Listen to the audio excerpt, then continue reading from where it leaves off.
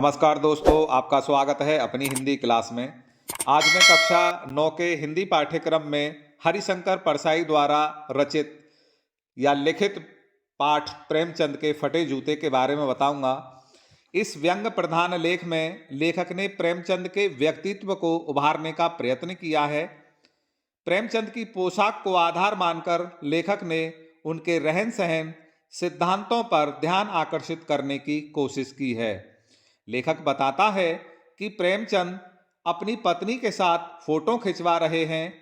वे सिर पर मोटे कपड़े की टोपी, कुर्ता और धोती पहने हुए हैं। कनपटी चपटी है, गालों की हड्डियां भी निकल रही हैं, परंतु घनी मूछों के कारण चेहरा भरा भरा लगता है। उनके दोनों पैरों में कैनवास के जूते हैं, जिसके बंध अर्थात फीते ठीक तरह से नहीं बंधे हैं। उनकी लापरवाही के कारण फीते के दोनों सिरों पर लगे पतरी निकल गई हैं, अतः छेदों में फीते डालने में परेशानी हो रही है। दाहिने पैर का जूता तो ठीक है, परंतु बाएं पैर के जूते में बड़ा सा छेद है, जिसमें से उंगली बाहर निकल आई है। लेखक की दृष्टि फटे जूते पर ही अटक गई है। वह सोचता है कि फोटो खिंचवाने की अगर यह पोशाक है तो रोज पहनने की पोशाक कैसी होगी। नहीं, इस आदमी के पास अलग अलग पोशाकें नहीं होंगी। इस पर बदलने के लिए अन्य पोशाकें नहीं होंगी, परंतु देखता है कि प्रेमचंद के चेहरे पर कोई सिकन नहीं है। वे बेपरवाह हैं, उन्हें अपनी पोशाक पर विश्वास है। फोटोग्राफर ने रेडी प्लीज कहा तो उन्होंने दिखावटी थोड़ी सी मुस्कान चेहरे पर लाने की कोशिश की होगी, लेकिन दर्द भरे दिल को मुस्कान निकालना कहाँ आता है।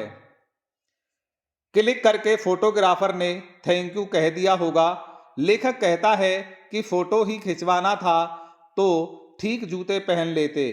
यह कैसी ट्रेजेडी है कि आदमी के पास फोटो खिंचवाने के लिए भी जूते नहीं हैं। लेखक प्रेमचंद से कह रहा है कि तुम फोटो का महत्व नहीं समझते। किसी से फोटो खिंचवाने के लिए जूते मांग लेते, लोग तो कोट मांगकर वर विदाई करते हैं और मोटर मांगकर बारात में जाते हैं।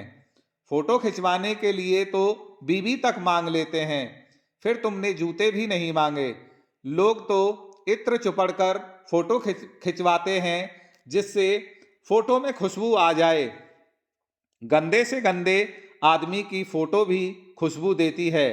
टोपी 8 आने में मिल जाती है, जूते भी 5 रुपए में मिल जाते होंगे, क्योंकि जूता टोपी से महंगा है। एक जूते के बदले 2500 टोपियां आ सकती हैं। तुम महान कथाकार, उपन्यास सम्राट, युग प्रवर्तक, जाने क्या क्या कहे जाते हो, मगर फोटो में भी तुम्हारा जूता फटा हुआ है। लेखक बताता है कि मेरा भी जूता अच्छा तो नहीं है, केवल ऊपर से ही लगता है, परंतु नीचे का तला फटा हुआ है। नीचे से फटे होने के कारण कोई देख नहीं पाता है और किसी को पता भी नहीं चलता। प्रेमचंद की मुस्कान लेखक को चुभती है।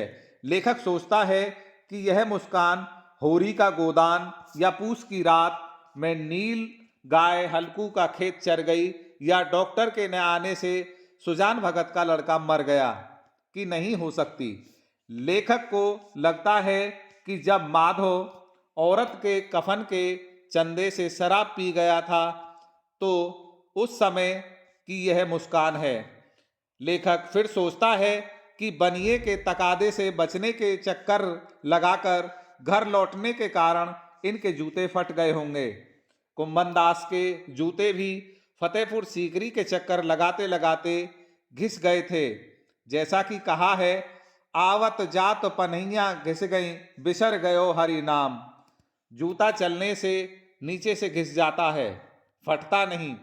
लेखक सोचता है कि प्रेमचंद ने किसी कठोर चीज को ठोकर मारी होगी, जिससे उनका जूता फट गया होगा। वे उससे बचकर भी निकल सकते थे, लेकिन प्रेमचंद समझौतावादी नहीं थे। प्रेमचंद ने जूता फाड़कर उंगली बाहर निकाल ली है, लेकिन पांव सुरक्षित है, परंतु उनके तलवे घिस रहे हैं उनका धीरे धीरे पैर भी घिस जाएगा, फिर वे कैसे चलेंगे। लेखक प्रेमचंद के फटे जूते और अंगुली के इशारे को समझ रहा है और उनकी व्यंग भरी मुस्कान का अर्थ भी जानता है। तो दोस्तों, वीडियो को पूरा देखने के लिए धन्यवाद। चैनल को सब्सक्राइब कीजिए, वीडियो को लाइक कीजिए, कमेंट कीजिए